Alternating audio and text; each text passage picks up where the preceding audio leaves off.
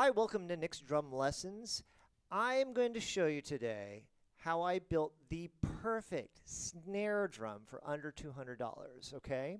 Now, mind you, backstory, I have a lot of snares. I'm very fortunate to own all of them.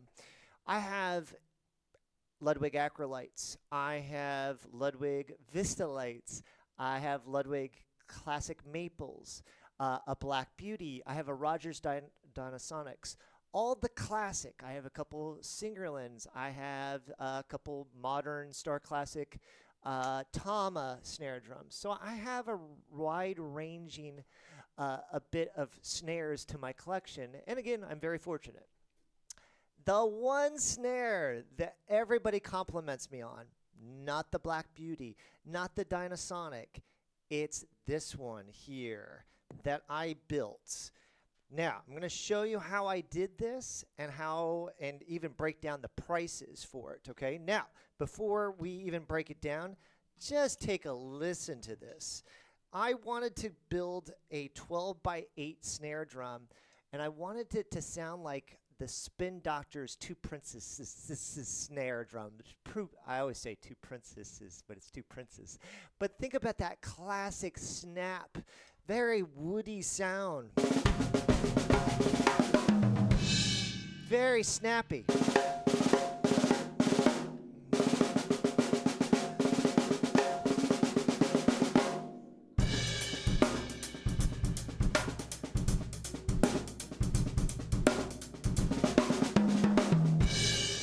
I mean, it's just wonderful. Listen to like a New Orleans kind of flair.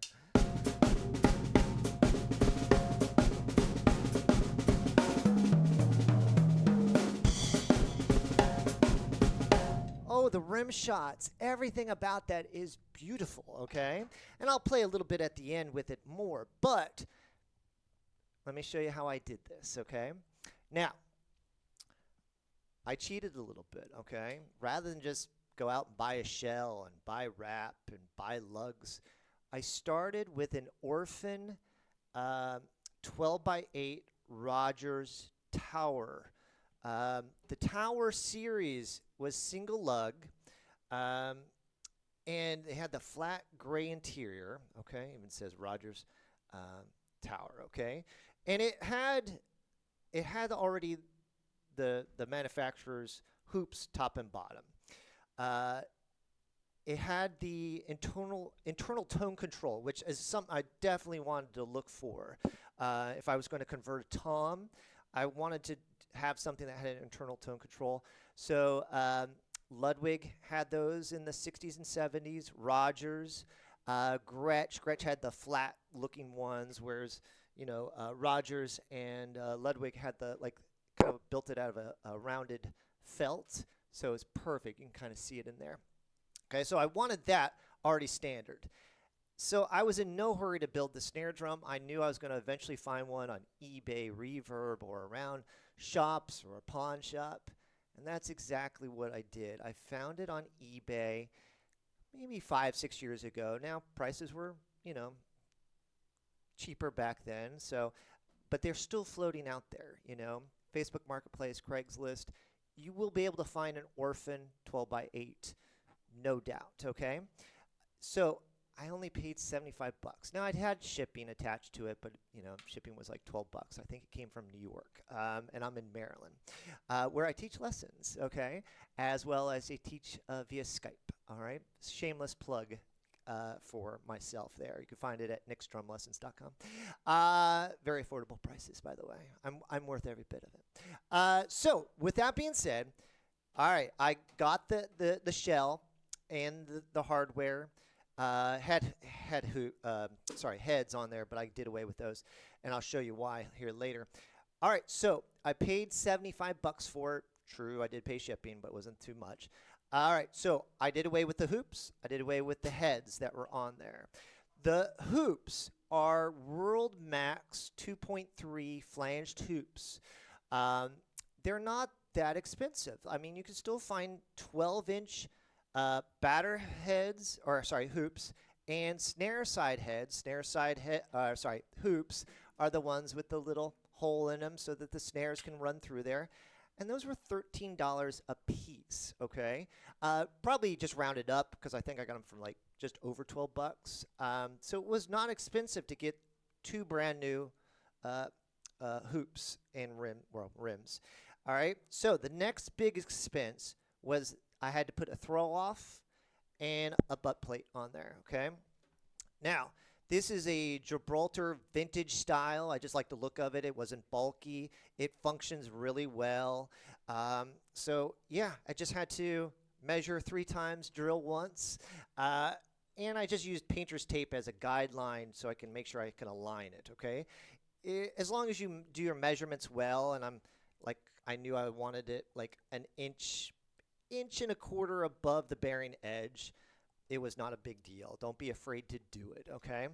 All right, so, and that, I paid $40 for the combination of the throw-off and the butt plate, okay? I had to buy snares. I did upgrade. I was going to use the World Max ones, which, I mean, they're super cheap. They're like $6. But I went for a Pure Sound, which was more expensive. Comes with the snare cord. That was about $20 for that, okay? The heads, I just went with a Genera Evans, and then a Evans snare side 300. I know they make a 200, and then the slightly heavier gauge is the 500. 300s always served me well. I most of the time use Remo, but you know, I'm not loyal. No one's paying me. And for the two heads, again, it was like $28, okay? So $14. It was a little bit more for the batter head, cheaper for the snare side, but in a combination, it was $28, okay?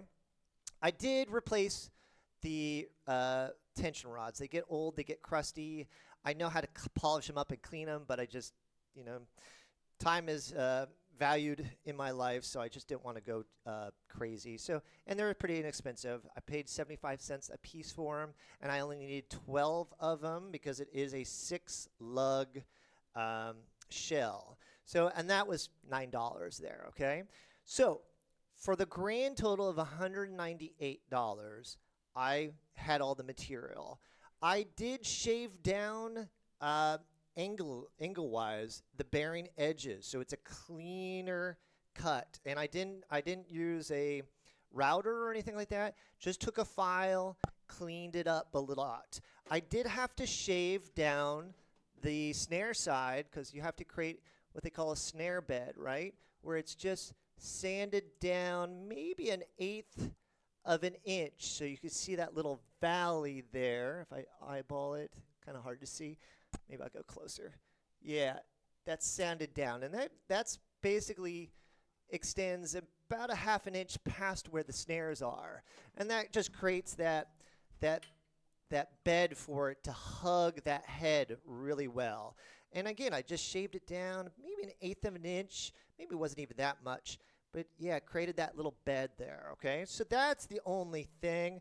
There you could see where there was a tom mount. I never even plugged it in, but I did put in a, so that's another expense I probably put. I think I already had it, so I cheated there in the title of this video. But long story short, that, the sound hole, that just got recovered there. Air vent hole, I couldn't think of it. But take a listen what we are left with. And again, the beautiful thing is that tone control really does either open it up or kind of tone it down a little bit, warms it up quite a bit. So that's how I built this snare drum. I love it. It does sound like that Two Princes snare drum sound. That's just awesome, you know?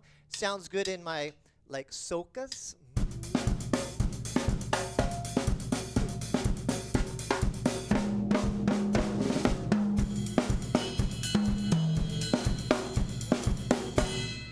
And it sounds good with every style. I'll be the first to admit it doesn't sound great in bebop, so I'll take a little take 5 here.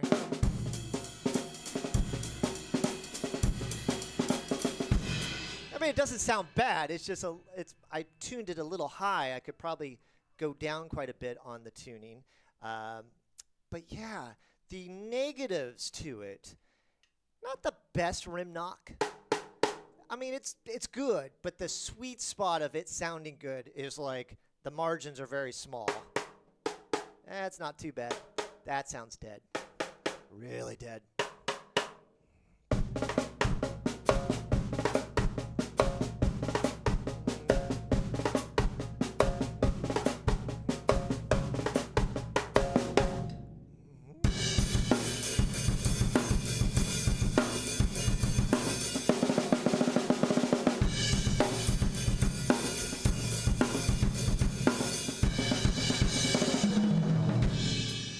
I mean, just a wonderful sounding snare. I can't complain about it too much. Again, not happy completely with the rim knocks, but they don't sound bad. If I do any brush work with it, it doesn't give you enough surface to toy with it that much. So again, not one to bring out to the jazz brunch hours, kind of gigs.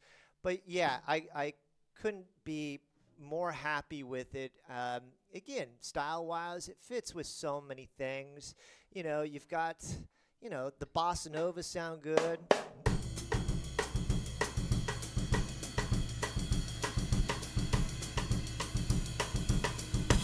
The 16th note dance type stuff.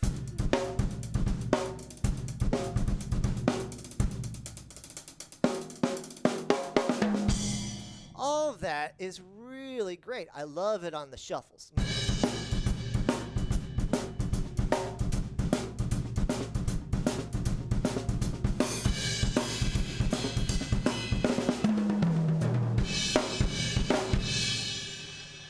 So that is how I built what I get compliments all the time on the in-person lessons versus the online lessons that I teach. That's the number one snare that people give me compliments on.